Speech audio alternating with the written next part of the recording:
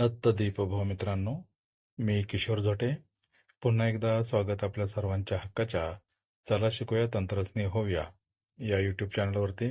सध्या आपले payment account जे आहेत त्याचे आपल्याला ई-केवायसी करायची आहे. ही ई-केवायसी करण्याआधी आपला जर एकपेक्षा अधिक बँक खाते असतील तर आपलं आधार सीडिंग नेमकं कोणत्या बँकेत झालेलं आहे हे आपल्याला जाणून घेणं आवश्यक आहे, जेणेकरून की पुढील त्रास आपला कमी होईल. तर हे आपण दोन पद्धतीने करू शकतो. एक जे आपल्याला स्क्रीनवर दिसते ते NPCI या पोर्टलवरून किंवा आपल्या एम-आधार या ॲपवरून.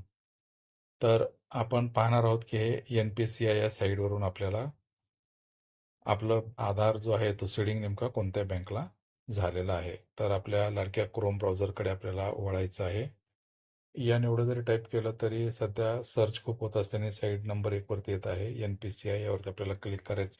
पुन्हा निळ्यामध्ये आपल्याला NPCI दिसेल त्यावरती आपल्याला क्लिक करायचं आहे.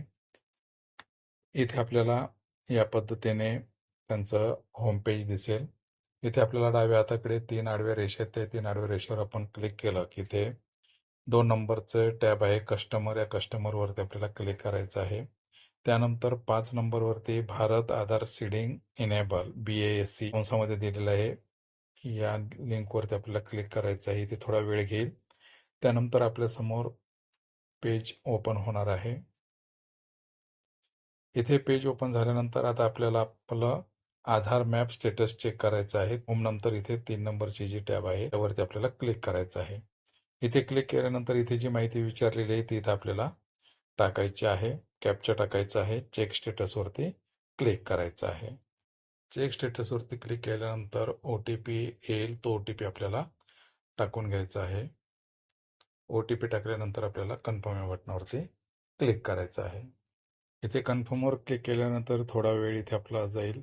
त्यानंतर इथे आपल्याला आपला जे आधार आहे ते नेमकं कुठल्या बँकला सीडिंग आहे ते दाखवेल. जर आपल्या पेमेंटच्याच बँकला असेल तर आपल्याला काही एक अडचण नाही. आपण आपल्या बँकेत ई-केवायसी करू शकतो.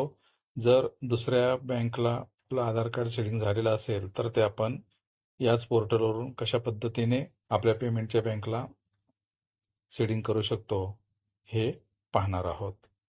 तर या यूट्यूबच्या शॉर्ट्समध्ये एवढंच. भेटूत पुन्हा नवीन माहितीसह. तोपर्यंत जय तंत्रज्ञान.